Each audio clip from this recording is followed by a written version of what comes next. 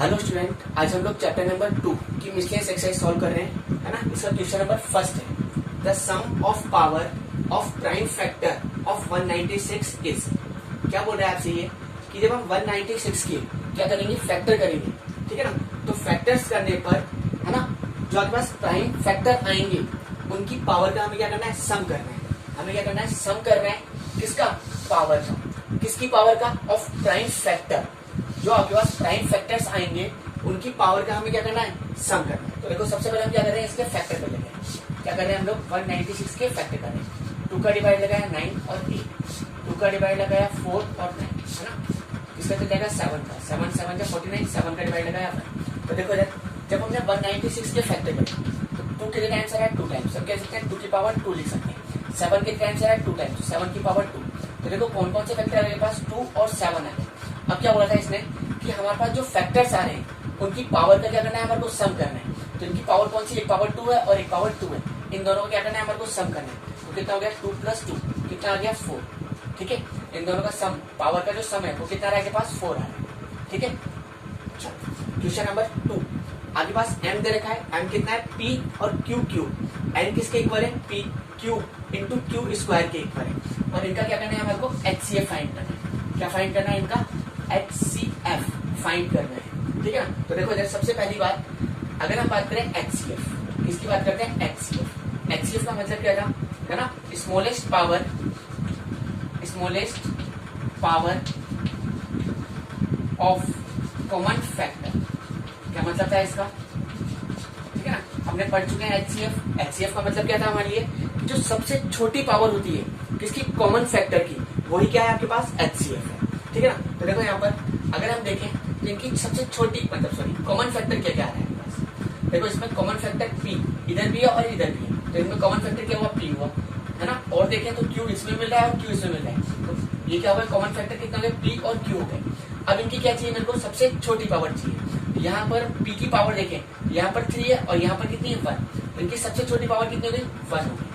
अगर हम Q की बात करें तो Q की पावर यहाँ पर कितनी है, 3 है, यहाँ पर कितनी है, 2 है। तो सबसे छोटी पावर कितनी हो गई, 2। तो इसका जो HCF है वो कितना आ गया, पी क्यू स्क्वायर है। कितना आ गया इसका HCF, पी क्यू स्क्वायर।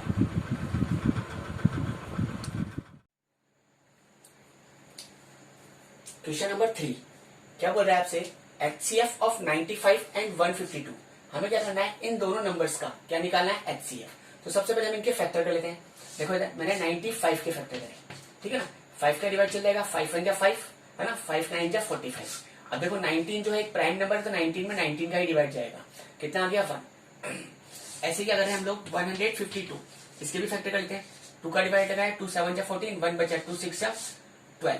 2 का डिवाइड लगाया, 2 3 जा 2 8 जा। 2 का डिवाइड लगाया, कितना आ गया पास, 19। अभी मैंने आपको बताया था 19 क्या है, एक प्राइम नंबर है, तो 19 में 19 का ही डिवाइड जाएगा। तो देखो अगर हम बात करें 95, तो 95 को देख सकते हैं हम लोग 5 की पावर 1 इंटू 19 की पावर 1 लिख सकते हैं। ऐसे अगर हम 152 की बात करें तो इसको क्या लिख सकते हैं हम लोग, 2 की पावर 3 इंटू 19 की पावर 1 लिख सकते हैं। अब मुझे क्या निकालना है, इन दोनों का HCF। क्या निकालना था, HCF का मतलब पता था आपको, smallest power of common factor. क्या मतलब था इसका, smallest power of common factor. जो भी आपका कॉमन फैक्टर है, तो देखो यहाँ पर कॉमन फैक्टर कौन है, 19 है। अब इसकी मुझे क्या चाहिए, सबसे छोटी पावर चाहिए। तो इसकी छोटी पावर कितनी है, 1 ही है। तो 19 की पावर 1, कितना आंसर आ गया आपका, 19 आंसर आ गया। ठीक है, क्वेश्चन नंबर 4 क्या बोल रहा है, देखो ये, product of 2 number is 1080 and their HCF is 30। क्या बोल रहा है आपसे कि हमारे पास जो प्रोडक्ट है किसका, 2 नंबर्स का, वो कितना है आपके पास, 1080 है, ठीक है ना। एंड देयर HCF, है ना, और उन्हीं 2 नंबरों का जो HCF है वो कितना है, 30 है। Find their LCM। तो हमें क्या करना है, उनका LCM निकालना है। तो देखो आपने एक वेरीफाई का फॉर्मूला सीखा था, ठीक है ना। क्या था आपके पास, LCM into HCF is equal to product of 2 number. तो देखो इधर सबसे पहले हम बात करें, क्या फॉर्मूला था आपके पास, LCM into HCF is equal to कितना होता है, product of 2 number, product of 2 number, ठीक है ना। देखो इधर इसने हमारे साथ एक गेम खेला है। क्या गेम खेला, इसने हमें 2 नंबर नहीं बताया, हमें क्या दे दिया, डायरेक्ट प्रोडक्ट दे दिया, किसका, 2 नंबर्स का, वो भी कितना है, 1080 है, ठीक है ना। तो देखो यार हमें क्या फाइंड करना है, LCM, ठीक है ना। तो हमें LCM नहीं देखा, तो LCM तो एज इट इज ठीक है ना।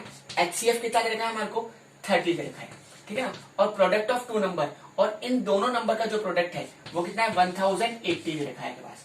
अब मुझे किसकी वैल्यू चाहिए यहाँ पर, एलसीएम की वैल्यू चाहिए। जब मैं एलसीएम की वैल्यू निकालूंगा तो 30 मल्टीप्लाई में है, मल्टीप्लाई में तो पता चल जाएगा डिवाइड के अंदर, ठीक है ना। तो एलसीएम इज इक्वल टू कितना हो जाएगा 1080 अपॉन 30, ठीक है ना। 0 से 0 कैंसिल, 3 का डिवाइड लगा है, 3 3 से 9, 3 6 से 18।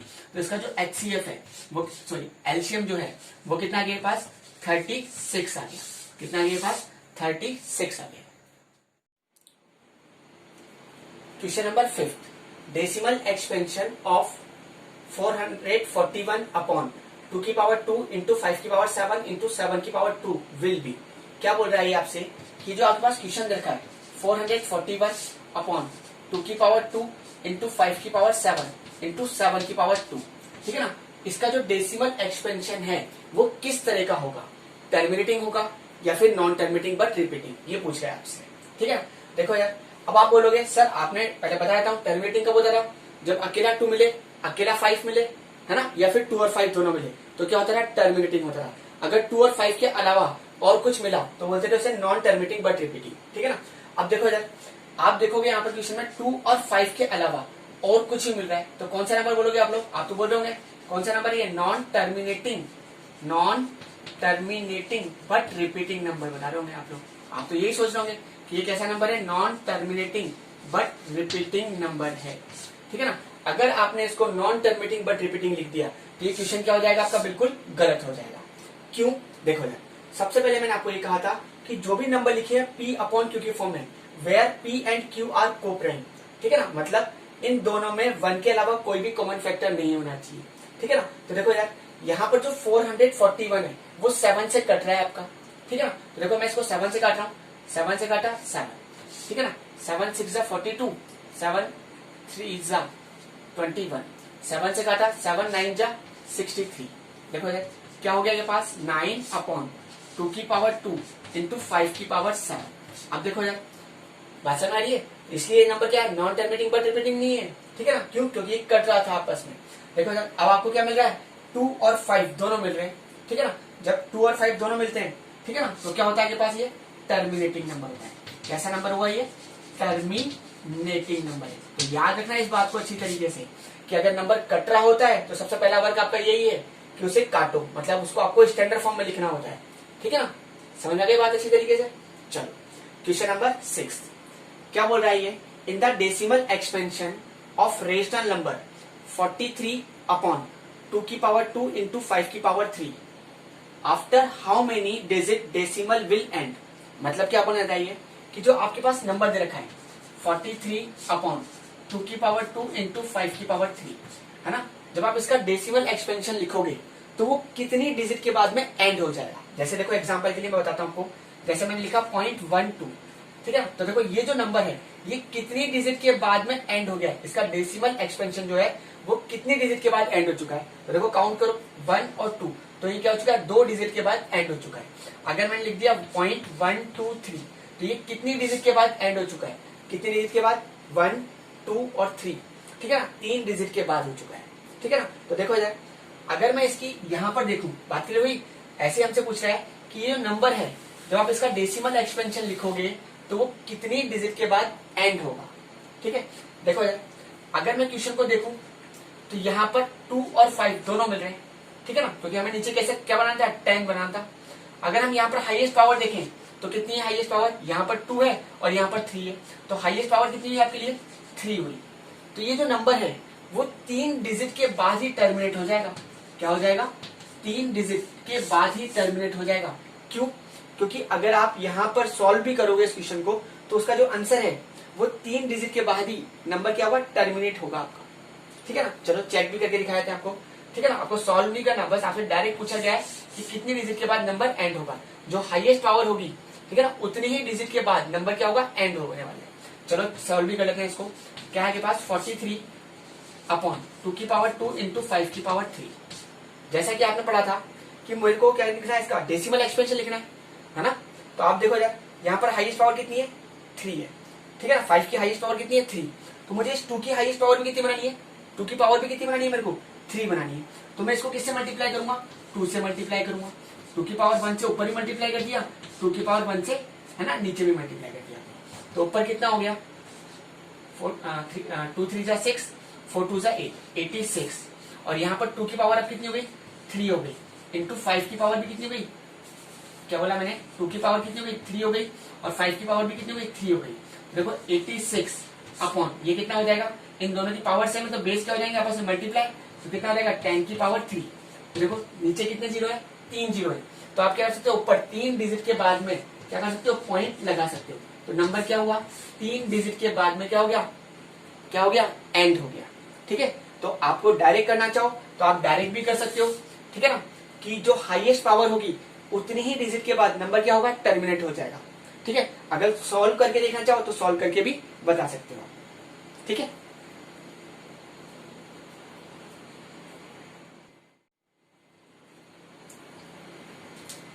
Question number 7, the lowest number by which multiply by √27 gives a rational number. क्या बोलना चाहता है आपसे कि वह सबसे छोटा नंबर क्या होगा, बाय विच मल्टीप्लाई बाय √27, जिसको हम क्या करें √27 से मल्टीप्लाई करें, गिव्स ए रेशनल नंबर। देखो क्या बोल रहा है ये कि √27 को हम किससे मल्टीप्लाई करें कि ये क्या करे आपको एक रेशनल नंबर दे दे। क्या नंबर दे दे आपको, एक रेशनल नंबर दे देना चाहिए आपको। ये बोल रहा है आपसे कि हम √27 को किससे मल्टीप्लाई करें कि हमें क्या मिल जाए, एक रेशनल नंबर मिल जाए। तो देखो जैसे मैं आपसे एक नॉर्मल क्वेश्चन पूछता हूँ, जैसे मैंने बोला √2 है, ठीक है ना, ये कैसा एक इरेशनल नंबर है, मैं इसको किससे मल्टीप्लाई करूं कि ये क्या कर दे एक रेशनल नंबर दे।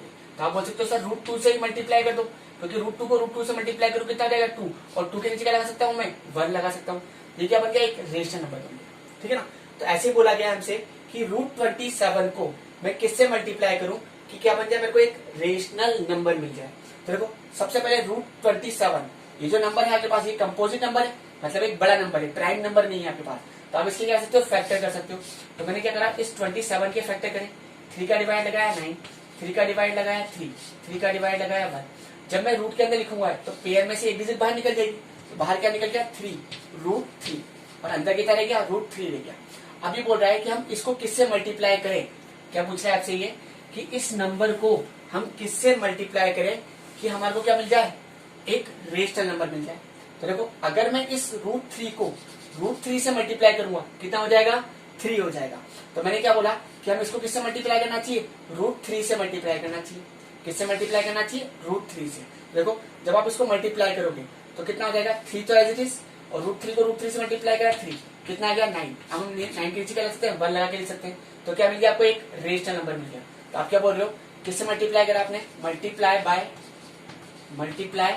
बाय √3। हमें क्या करना पड़ेगा इसको √3 से मल्टीप्लाई करना पड़ेगा। ठीक है,